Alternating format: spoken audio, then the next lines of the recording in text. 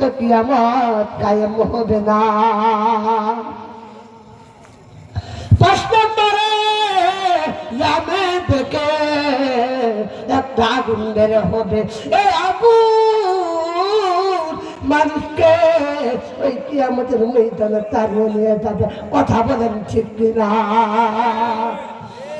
7 নম্বরে এই পৃথিবীর পূর্ব দিকে একটা ভূমিকম্প হবে।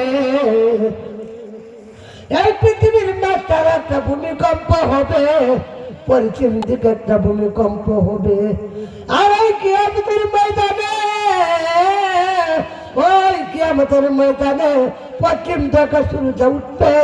যখন সূর্য উঠবে তখন কিয়ামতের ময়দানে যখন সূর্য পশ্চিম থেকে উঠবে তখন তওবার দরজা বন্ধ হয়ে যাবে। তখন পর্যন্ত